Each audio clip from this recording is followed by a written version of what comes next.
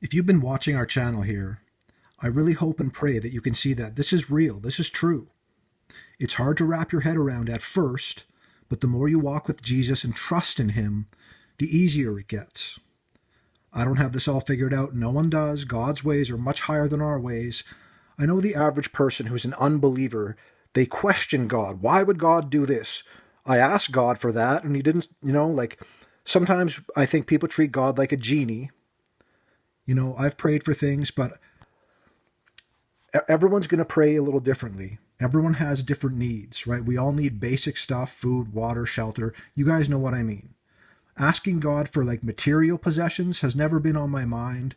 Material possessions can be nice in this world, but right, I think people go, I need a new car, and God didn't provide. I pray a lot about doing the will of God and being a good and faithful servant. I have the fear of God in me, and it's not like I fear God, in the normal sense of the word. It's a reverency for God, it's respect for God, and I'm worried about hell. I'm a saved person, and I still worry about hell sometimes because I think it's in our human nature, right? Realizing you're a sinner, like I still get angry at times, and I don't like doing that because, correct me if I'm wrong, brothers and sisters, but when you get angry, like say just like out in traffic and people drive poorly or whatever, that anger goes away pretty fast when you just kind of forget about it, let it go, and like not get involved with it. I've had to learn that lesson in my life, and it's been very beneficial.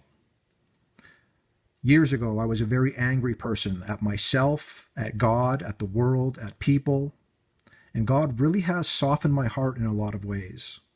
I can rest in the finished work of Jesus Christ, and that's a great feeling. And thinking about our future with God, it's great. But meanwhile, I can't help but laugh sometimes. Meanwhile, in the world where, again, what's happening now is we're trying to tell people, brothers and sisters, and show them the proof. And it's such a big lie, and it's so hard to wrap your head around at first that a lot of people just don't want to put in the effort to research and pray. The fear of God is a scary thing, and I think a lot of people, without realizing, they have that. They don't want to know that this stuff is true. It's just crazy conspiracy theories, right? So what do these actors have in common? Well, they have a lot in common. Birds of a feather flock together. Just think about it. Our entertainment, comedies, where we feel like we know these people, they make us laugh and whatever.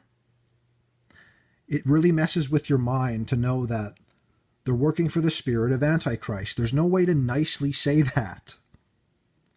Brothers and sisters, John Lithgow is a famous actor, seen here. He's got a big beard there.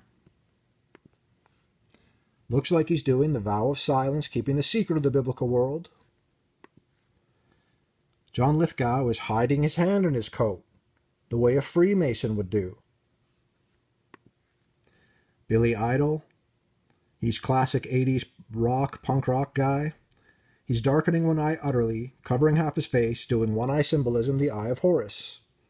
And he's hiding his hand in his coat, the way a Freemason would do.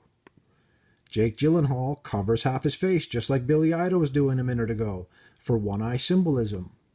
He's successful, so he's got the sign of success on his hand.